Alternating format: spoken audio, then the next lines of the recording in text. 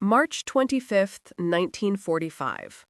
A waterlogged field on the east bank of the Rhine, just outside the skeletal remains of Wesel, Germany. The air is a cold, wet sheet, smelling of churned earth, cordite, and the cloying sweetness of decay. For 3 days, the ground has not been dry. Rain falls in a persistent, miserable drizzle, turning the landscape into a vast, brown morass. This is not a battlefield anymore. It is a processing station for the end of a world. Thousands of German soldiers, a tide of gray and feldgrau, stand in huddled masses, their faces blank with the shock of defeat. They are the remnants of Army Group H, shattered by the Allied juggernaut of Operation Plunder. Among them, almost invisible, is Clara Richter. She is 20 years old, a former Luftwaffe Helferin, a signals auxiliary whose war had been a matter of radio headsets and encrypted messages until the front line devoured her entire reality. Now, her reality is the rhythmic shiver that racks her thin frame and the dull, insistent fire in her right shoulder. A piece of an American artillery shell found her 2 days ago, during the retreat. The wound itself wasn't the worst part. The worst part was the help that followed. A young girl from the Bund Deutsche Mädel, no older than 16, had bandaged it with trembling, useless hands, using a strip of cloth torn from a blouse. The girl had meant well, but good intentions are not medicine. Clara stands with her head bowed, trying to make herself small. Every jostle from the shuffling prisoners sends a fresh wave of nausea and agony through her. The bandage, already soaked with rain and something worse, feels tight and hot, a malevolent presence fused to her skin. She can feel a throbbing that syncs with her own frantic heartbeat. Hunger is a hollow ache in her stomach, but the pain from her shoulder is a living thing, gnawing at her from the inside. The propaganda posters had shown American soldiers as monsters, beasts in human form. Now, the real ones are all around her. They are not monsters. They are just tired.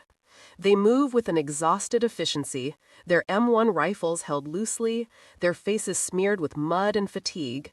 They shout orders in a language that sounds like rocks grinding together, their voices devoid of triumph, filled only with the weary business of processing the defeated.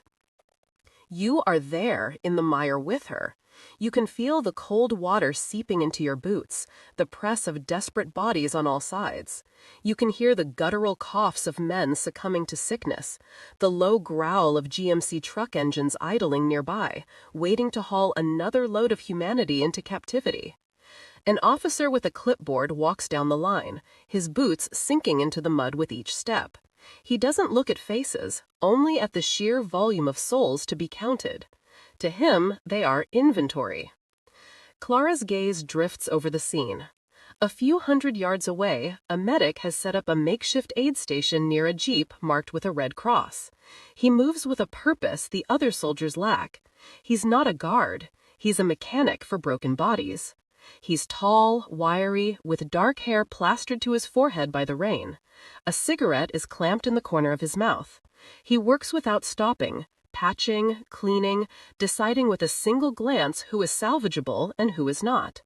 This is Corporal John Sullivan, a medic with the 9th Infantry Division's Medical Battalion, and he has seen enough torn flesh in the last month to last a lifetime. He moves from one soldier to the next, his hands quick and sure, his face an unreadable mask of professional detachment. Clara watches him, a flicker of hope warring with a deeper, more primal fear. To approach him is to be noticed. To be noticed is to be vulnerable. She stays put, praying to be overlooked, praying for the pain to simply go away. But the throbbing gets worse. A new sensation begins, a faint, sickening chill that has nothing to do with the rain. It starts in her shoulder and spreads down her arm, a cold poison seeping into her veins. She closes her eyes, a wave of dizziness washing over her. When she opens them again, the American medic is closer. He's finished with a group of Wehrmacht soldiers and is now scanning her section of the crowd. His eyes, the color of slate under the gray sky, move over the faces, the uniforms, the postures of defeat. They pass over Clara once, then snap back. He stops. For a long moment, he just stands there, 20 yards away, his gaze fixed directly on her. The cigarette in his mouth has burned down to the filter. He drops it into the mud, his expression unchanged. Clara's heart hammers against her ribs. He saw her flinch. He saw the subtle shift in her posture as another spike of pain shot through her. He has seen that look 1,000 times before. It is the look of something going septic. He starts walking toward her, his boots making a squelching, sucking sound in the mud, a sound that grows louder and louder, counting down the seconds until he reaches her. Corporal Sullivan moves through the prisoners like a man parting water. They shift aside, their eyes following him, a mixture of fear and morbid curiosity in their gazes. He ignores them. His focus is entirely on the German girl, the one trying to shrink into the uniform of the man standing in front of her. He's seen it all in the hedgerows of Normandy, the frozen hell of the Ardennes, and now here in the muddy heart of the Reich. He has developed a sixth sense for it, the subtle tremor, the pallor beneath the grime, the way a person holds themselves to protect an injury that is turning bad. And he sees it all in her. He stops directly in front of Clara. The smell of wet wool, unwashed bodies, and fear is overwhelming. He is close enough now that she can see the dark stubble on his jaw, the deep lines of exhaustion etched around his eyes. He looks older than he probably is. War does that. He says something, his voice low and gravelly. The words are meaningless to her. "You okay, Fräulein? You look like you've seen a ghost." Clara stares at him, her throat tight. She understands nothing but the tone, which is not aggressive, merely inquisitive. But in her world, the questions of an enemy are never simple. She shakes her head, a tiny, almost imperceptible movement, and looks down at her feet, hoping he will mistake her for someone else and move on. He doesn't. He tries again, speaking slower this time, exaggerating his gestures. He points to his own shoulder. "Hurt? You hurt?" He mimes pain, wincing. Clara understands the gesture, but it only amplifies her terror. Admitting injury is admitting weakness. What do they do with the weak?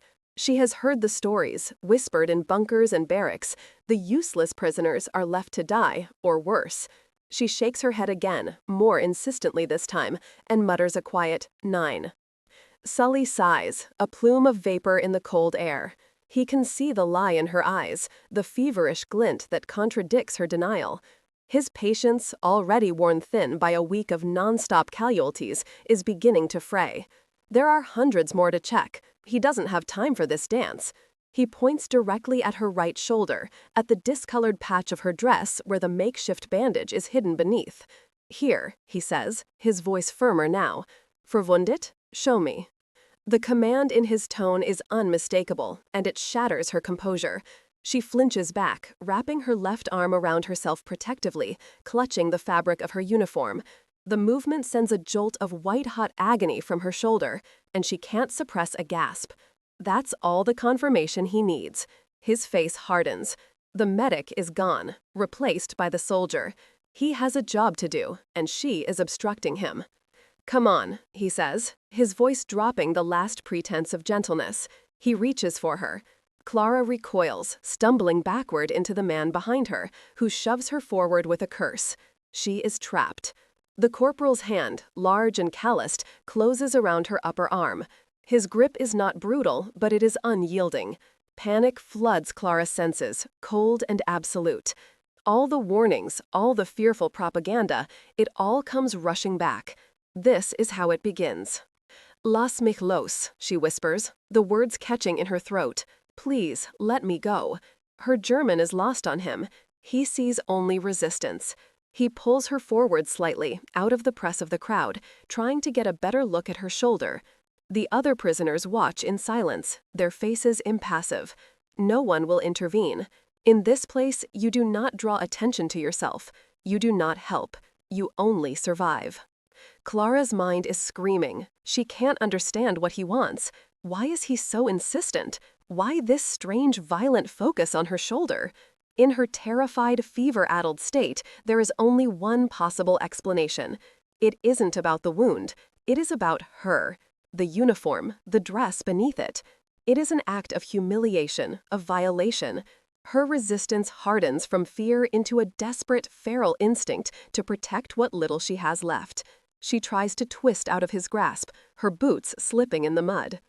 The corporal's frustration boils over. He mutters something under his breath, a curse in his own language. God damn it, just let me see it.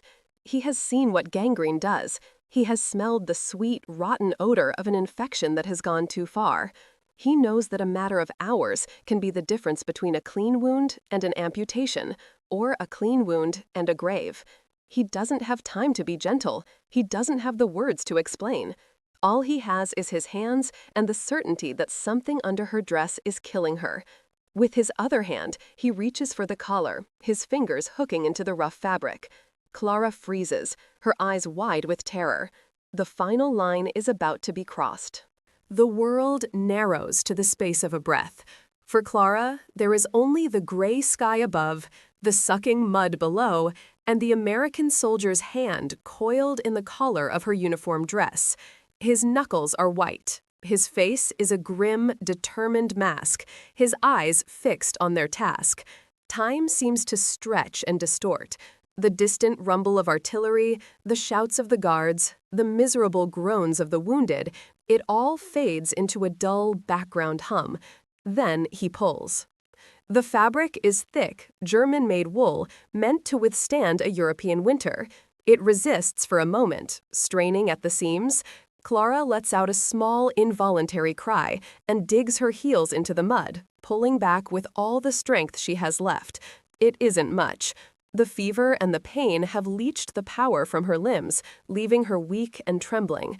Her resistance is futile, a final, reflexive act of defiance against the inevitable. Bitte, she breathes, the word a fragile wisp of sound, barely audible over the drumming of the rain on her helmet. Please, ich bin nicht stark. I'm not strong. It is not a plea for mercy. It is a simple statement of fact, a confession of her own powerlessness. Corporal Sullivan doesn't hear her, or if he does, he doesn't understand. He is a man with a singular purpose. He has seen death creep into a wound that looked no worse than a scratch. He knows the insidious mathematics of infection. He gives another, harder tug. This time, the stitching at the shoulder seam gives way with a sharp, ripping sound that cuts through the air. The noise is shockingly loud, brutally intimate. Clara flinches as if struck. The cold air hits her skin. A murmur ripples through the nearby prisoners. A few turn away, unwilling to watch. Others stare, their expressions a mixture of pity and morbid fascination. A second guard, a young private with pimples on his chin, yells something from 20 feet away. "Hey, Sully, what the hell you doing?" Sully ignores him. He has the opening he needs. With his left hand still gripping her arm, he uses his right to tear the fabric further, peeling the dress away from her shoulder. Clara struggles, her movements becoming frantic. She pushes at his chest with her free hand, but it's like striking a stone wall. He is implacable, his strength overwhelming. She closes her eyes, a tear of shame and terror tracing a clean path through the grime on her cheek. This is it, the ultimate degradation, stripped and shamed in a field of mud, surrounded by enemies and countrymen who will do nothing but watch. He wrenches the cloth down, exposing her shoulder, her collarbone, and the top of the chemise she wears beneath. And there it is, the bandage. It's worse than he thought. The strip of blouse fabric, once perhaps white or floral, is now a disgusting ruin of gray and brown, stiff with dried blood, and soaked through with a foul-smelling yellowish discharge that has stained her undergarment. It was tied too tight, cutting off circulation, and applied directly to the wound without any cleaning.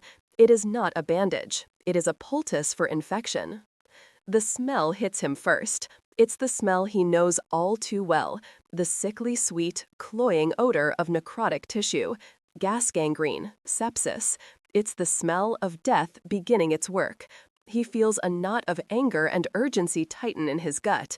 Anger at the idiocy of whoever did this, and a desperate urgency to undo the damage before it's too late. Clara feels the cold air on the raw, inflamed skin around the bandage. She is trembling uncontrollably now, half from cold, half from shock. She risks a glance up at the soldier's face, expecting to see a leer of triumph or cruelty, but what she sees stops her breath. The frustration is gone. The anger is gone. His expression has transformed completely. His brow is furrowed, his jaw is tight, and his eyes are narrowed with an intense, clinical focus. He is no longer looking at her, the woman, the enemy. He is looking at the wound, and in his eyes, she sees a flicker of something she can only describe as professional alarm. He leans in closer, his gaze tracing the skin around the edges of the filthy rag, and he sees them, faint but unmistakable.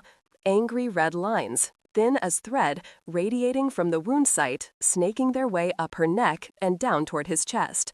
It is the telltale sign of lymphangitis. The infection is no longer contained. It is in her bloodstream, spreading through her body like a poison. He has maybe hours, not days, to stop it. The soldier who had torn her dress open was gone. In his place stood the medic, and he was losing a battle he hadn't even known he was fighting. The shift is instantaneous and total. The tension in Corporal Sullivan's grip changes. It is no longer the restraining force of a captor, but the steadying hand of a physician. Clara Richter, still caught in the vortex of her terror, feels this change before she can process it. One moment, he was an assailant. The next, his touch is firm, impersonal, and shockingly gentle as he holds her shoulder in place. He works quickly, his fingers probing the edges of the rancid bandage. The fabric is stuck fast, glued to her skin by dried pus and blood. A lesser man might have ripped it off. Sully does not. He knows that could tear the damaged flesh and drive the infection deeper. He looks up, his eyes scanning the chaos of the collection point. "Hey, Miller," he barks, his voice cutting through the rain. "Get my kit, now." The young private who had challenged him earlier jogs over, his expression confused. "Sully, what's going on?" "Don't ask questions, just get the damn kit from the jeep," Sully orders, his gaze never leaving Clara's shoulder. Clara doesn't understand the words, but the urgency in his voice is a universal language. She watches, bewildered, as the other soldier runs off toward the vehicle with the red cross painted on its side. Her fear, so absolute just a moment ago, is now being crowded out by a profound and dizzying confusion. The man who had assaulted her is now trying to help her. The two realities cannot coexist, yet here they are. Sully uses a small pair of scissors from a pouch on his belt to carefully snip the knot holding the bandage in place. As the tension releases, a fresh wave of pain makes Clara gasp, but she doesn't pull away. She is watching his face. All his attention is on the task at hand. His movements are precise, economical, honed by countless hours spent patching up broken men under far worse conditions than this. He begins to peel the makeshift bandage away. It comes off slowly, layer by layer, revealing the horror beneath. The narration here is not for the faint of heart. You see what he sees. The wound is a crater of suppurating flesh. The skin around it is an angry, swollen red, modeling to a bruised purple at the edges.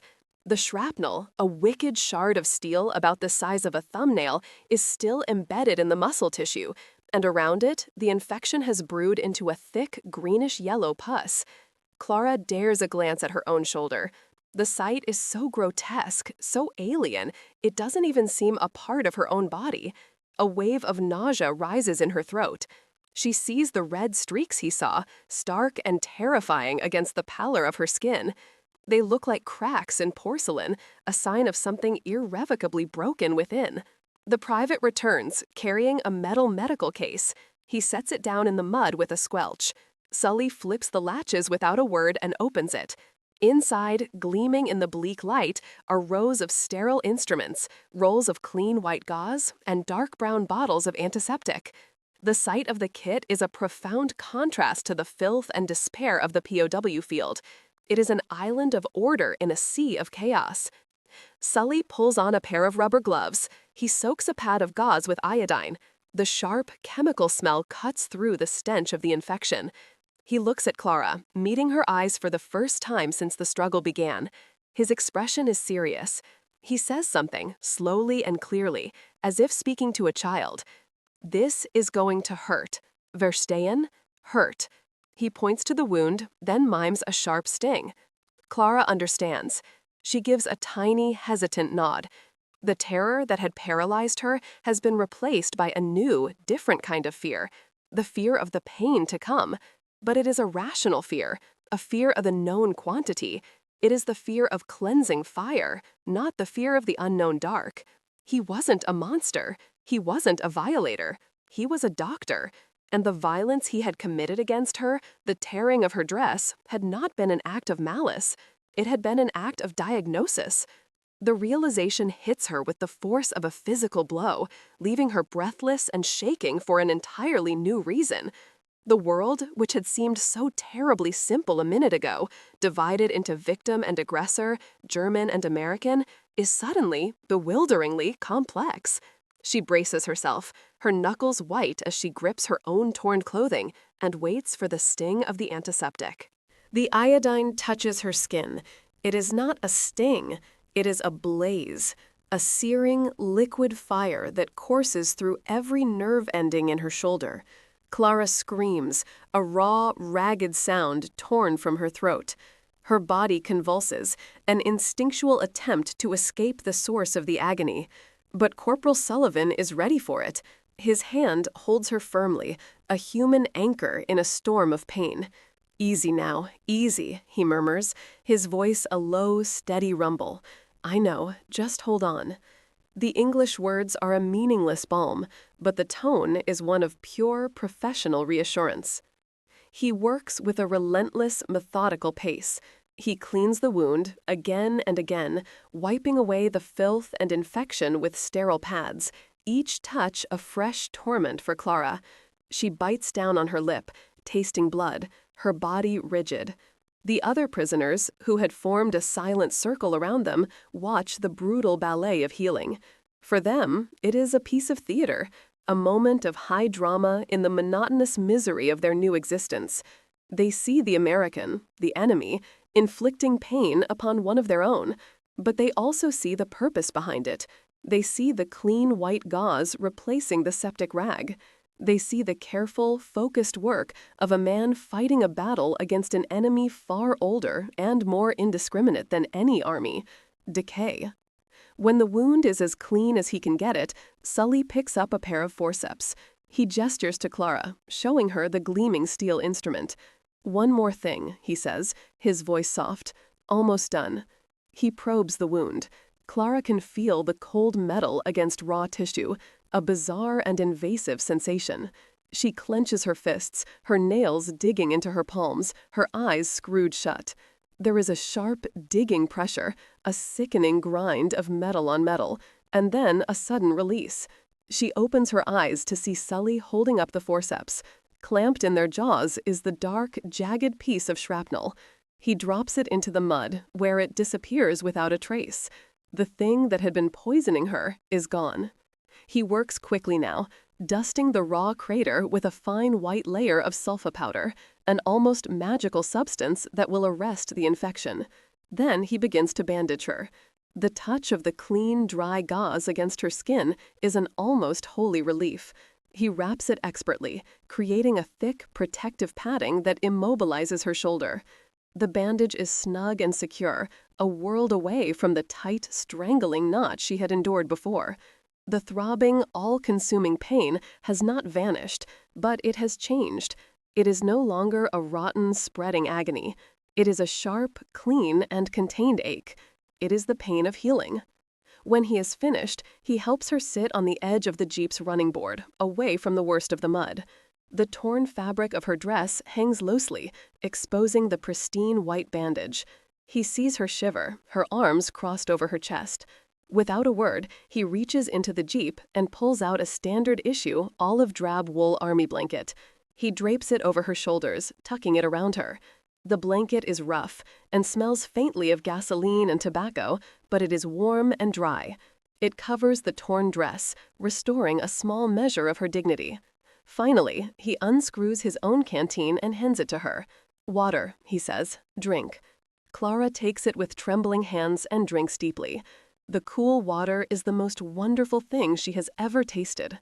For a long moment, they sit in silence. The rain has lightened to a fine mist.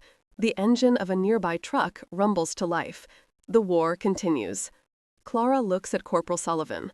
His face, in repose, is just the face of a tired young man. She wants to say something, to thank him, but the German word, danke, feels small and utterly inadequate. What is the word for what has just happened? There is none. He looks back at her. His gaze is clear, unburdened. In his mind, he has already moved on. He has seen a problem, and he has fixed it. That is his job. He nods at her once, a brief, almost imperceptible gesture. Then he stands up, closes his medical kit, and turns to walk back into the teeming mass of gray uniforms. He is scanning the crowd again, his eyes sharp, already looking for the next subtle tremor, the next feverish pallor, the next soul he might be able to pull back from the brink. Clara Richter sits wrapped in an American soldier's blanket, the clean, sharp pain in her shoulder, a strange and welcome companion.